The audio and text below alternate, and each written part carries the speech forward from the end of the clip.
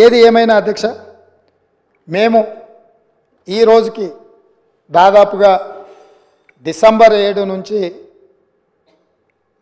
ఫిబ్రవరి 7 తారీఖు వరకు 60 రోజులు పూర్తి చేసుకున్నాం. ఈరోజు మనం ఫిబ్రవరి నెలలో 9 తారీఖు రోజు, డిసెంబర్ 9 రోజు మేము ఏదైతే నిర్ణయాలు కొన్ని ఇదే అసెంబ్లీలో అమలు చేసినాం, అందులో ప్రధానంగా ఆడబిడ్డలకు ఉచిత బస్సు రవాణా సౌకర్యము, బాధతోని ఆసుపత్రులలో ఆర్థిక భారం ఎక్కువై వైద్యం అందక చాలామంది పేదలు చనిపోతుంటే రాజీవ్ ఆరోగ్యశ్రీ పథకాన్ని అమలు చేయడం జరిగింది. ఈ రోజుకు సరిగ్గా పథకాలు అమలు చేసి 2 నెలలు పూర్తి చేసుకుంటున్న సందర్భంలో ఈ పథకాలు అమలు చేయడానికి సహకరించిన నా మంత్రివర్గ సహచరులకు, మా శాసనసభ్యులందరికీ కూడా మనస్ఫూర్తిగా వారికి అభినందనలు తెలియజేస్తున్నా అధ్యక్ష. అదేవిధంగా అధ్యక్ష, గతంలో జరిగిన చాలా లోపభూయిష్టమైన నిర్ణయాలు ఉన్నాయి. వాటిని సవరించుకుంటూనే వాటిని సరైన దిశగా తీసుకువెళుతూ ప్రజలకు ఒక మంచి పరిపాలన అందించాలని అహర్నిశలు ప్రతి నిమిషము మా ప్రయత్నం మేము చేస్తున్నాం అధ్యక్ష. ఇందులో భాగంగానే మొన్న జరిగిన క్యాబినెట్లో లేదా గవర్నర్ గారి ప్రసంగంలో కొన్ని ప్రధానమైన అంశాలను మేము పొందుపరచడం జరిగింది.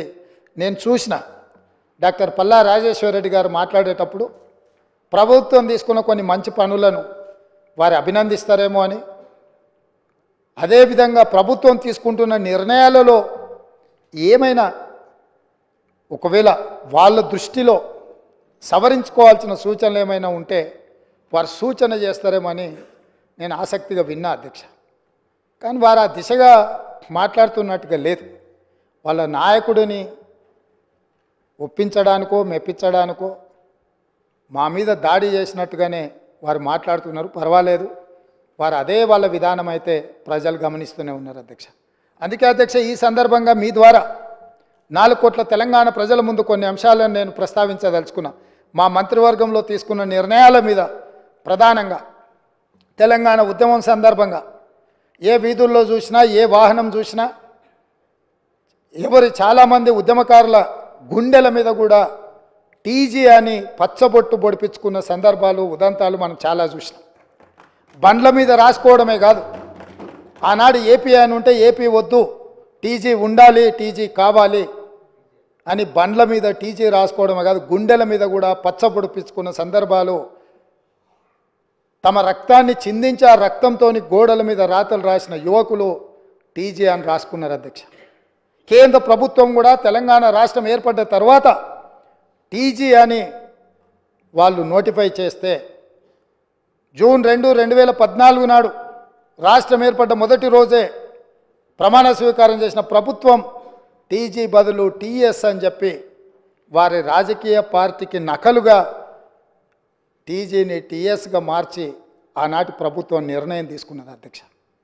అందుకే మేము జరిగిన తప్పిదాన్ని సవరిస్తూ ఈ రాష్ట్రం టీఎస్ కాదు, తెలంగాణ ప్రజలు కోరుకున్న విధంగా టీజీ ఉండాలి, తెలంగాణ ప్రజల యొక్క ఆత్మగౌరవం, త్యాగాలు ప్రతిఫలించాలి అన్న ఆలోచనతోని మా ప్రభుత్వం, మా మంత్రివర్గం టీఎస్ను టీజీగా మార్చింది.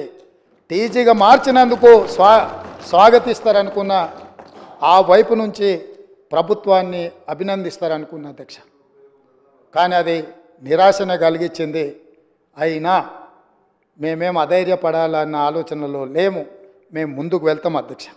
అదేవిధంగా అధ్యక్ష, అధికారిక చిహ్నం ఎక్కడైనా, ఏ రాష్ట్రంలో అయినా, ఏ దేశంలో అయినా, ఈ ప్రపంచంలో రాచరిక వ్యవస్థను కాదని, ప్రజాస్వామిక పాలన ఉండాలని వేలాది లక్షలాది మంది పోరాట యోధులై యుద్ధంలో ముందు భాగాన నిలబడి రక్తం చిందించి నేల కొరిగి ప్రజాస్వామిక పరిపాలనను సాధించుకున్నారు.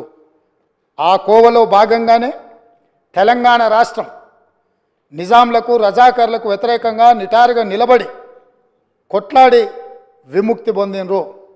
ఇదే కాదు, ఆనాడు కాకతీయ సామ్రాజ్యానికి వ్యతిరేకంగా సమ్మక్క సారలక్క వీళ్ళందరూ పోరాటం చేసి పన్ను కట్టమంటే పన్ను కట్టమని తిరగబడి త్యాగాలు చేసిన సమ్మక్క సారలమ్మ జాతర మనం ఈరోజు ఆదివాసి బిడ్డలు జంపన్న వాగులో తలార స్నానం చేసి అక్కడికి వెళ్ళి దేవుణ్ణి దర్శించుకుంటున్నాం.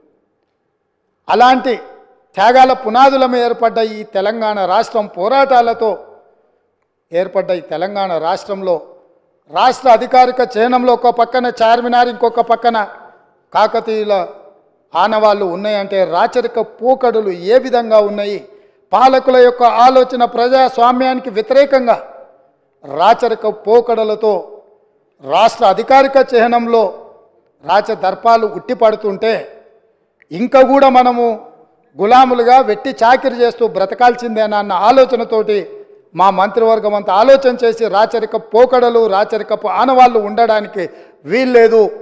ఈ రాష్ట్రం ప్రజాస్వామిక రాష్ట్రం, ఈ రాష్ట్రంలో ప్రజలు ఎన్నుకున్న ప్రభుత్వం ఉంది, ప్రజాపాలన సాగుతుంది అని చెప్పి అధికారిక చిహ్నాన్ని మార్చాలన్న నిర్ణయం తీసుకున్నాం.